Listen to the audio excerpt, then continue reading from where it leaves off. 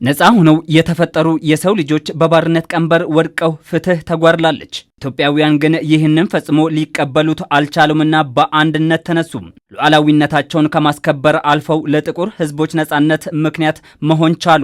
ለዚህ ታላቅ ለሆነው የአድዋ ድል መሰረት የነበረው በምንም ሊተካ የማይችለው የኢትዮጵያውያን አንድነት ነው። ይህ ድል አንድነት ኃይል መሆኑን ማሳያ ከትውልድ ትውልድ በአንጸባራቂነቱ የሚቀጥል ነው። በዚህ ዘመንም ሀገርን በሚገባት ከፍታ ላይ የሚያስቀምጥ ድል የሚፈልጉ ስራዎች አሉና መተኪያ የሌለው የኢትዮጵያውያን አንድነት በብርቱ ሊደገም የተገባ ነው። በጋራ ያለንን አንድ የሚያደርጉንን ድሎች ያስመዘገብናቸው ታሪኮችን ማንከባከብ ወደ ትውልድ ማስተላለፍና በአንድነት መቆም እንዳለብንና የውስጥ ችግሮች ሊኖሩ ይችላሉ። ሀገራዊ ጥቅም ሀገራዊ ጉዳይ ላይ በአንድነት መቆምና ለሚቀጥለው እርምጃ ዝግጁ መሆን ማለት ነው። ኃይል ካለ ህብረት ካለ መተባበር ካለ እና የፖለቲካ ልዩነቶቻችንን እንዳሉ ሆነው ነገር ግን ሀገራዊ እሳቤ ላይ የሀገር ጥቅም ላይ በየትኛውም ዘርፍ ተባብረን ክንዳችንን አንድ ላይ አድርገን የትኛውም ችግር የትኛውንም ነገር መምታት እንደምንችል ትልቅ ተምሳሌት ነው። የጥቁር ሕዝብ መከወን የጀመረውን ለፍጻሜ ማብቃትና ራሱን በራሱ መምራት ይችላል የሚለውን ኢትዮጵያውያን በተለያዩ አጋጣሚዎች ለዓለም አሳይተዋል። ከአረንጓዴ አሻራ እስከ የስንዴ አብዮት፣ ከገበታ ለሀገር እስከ የህዳሴ ግድብ የዳግም መታያ መድረኮች ናቸው። ታዲያ የኢትዮጵያውያን ብርቱ ክንድ የት ድረስ እንደሆነ የገባቸው ታሪካዊ ጠላቶች 130 ሚሊዮን ሕዝብ የህልውናው መሰረት የሆነውን የባህር በሩን እንዲያጣ በማድረግ ታሪክ የማይዘነጋው ሸፍጥ ፈጸሙበት። አደጋ ውስጥ የወደቀውን የህዝብና የሀገር ህልውና ለመታደግ ዛሬም የኢትዮጵያውያንን አንድነት ይፈልጋል። የባህር በር ለኛ የህልውናችን ጉዳይ ነው። እኛ በምስራቅ አፍሪካ ትልቁ ሀገር ነን። እንደ አፍሪካ ደግሞ ትልቁን ፖፑሌሽን የምንይዝ ነን። ፖቴንሻሊ ደግሞ ይሄ እየጨመረ የሚሄድ ነው። ይሄ ህዝብ ልማት ያስፈልገዋል። ልማት ማለት ልማቱ የዛሬ ሳይሆን ቀጣይነት ልማት ነው የሚያስፈልገው። የባህር በር ባለን የህግ ማዕቀፍ የዓለም አቀፍ ህግ ማዕቀፍ ማስመለስ አለብን። ለምሳሌ የአሰብን ወደብ ብናይ በጋራ ብንጠቀም ይበቃናል፣ የበለጠ አገሪቷም ትጠቀምበታለች።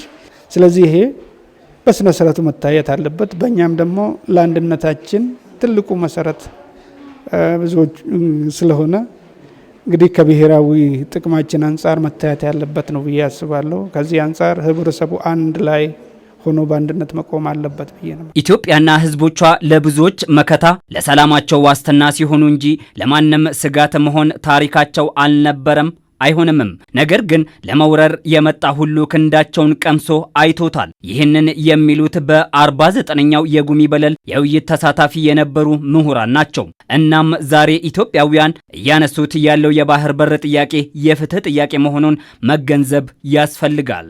የፍትሃዊነት መዛባት ለኢትዮጵያውያን ለድርድር የማይቀርብ መሆኑ ጣሊያኖች የቀለሉበት ዋናው ምክንያት በግድ በእኛ በኩል ካልሆናቸው የሚለው ነገር እዛ ላይ ውድቀቱን ሲያሳዩ በቃ ይሄማ የእኛን ልዕልና የነካ ነው የእኛን መብት የነካ ስለሆነ አንታገስም በሚል ኦፊሻሊ ነው ድና ያደረጉት።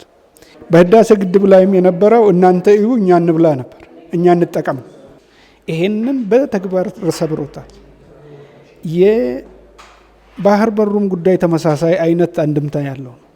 የአድዋ ድል የኢትዮጵያውያን የጋራ ድል ሁሌም በኢትዮጵያውያን ሲታሰብ የሚኖርና የኢትዮጵያዊነት መሰረት ነው። አድዋ የጋራ ድል የወል ትውስታ በሚል መርህ ቃል 49ኛው የጉሚ በለል የውይይት መድረክም በኦሮሚያ ክልል ፕሬዝዳንት ጽህፈት ቤት ተካሂዷል። የዛሬ ትውልድም ልክ እንደ አድዋ የወል ትውስታ ሊሆኑ የሚችሉ ትልሞችን እውን ለማድረግ በጋራ መቆም በኢኮኖሚ በማህበራዊና በፖለቲካዊ ዘርፍ ዓለም በደረሰበት ደረጃ በክቶ መገኘት ይጠበቅበታል።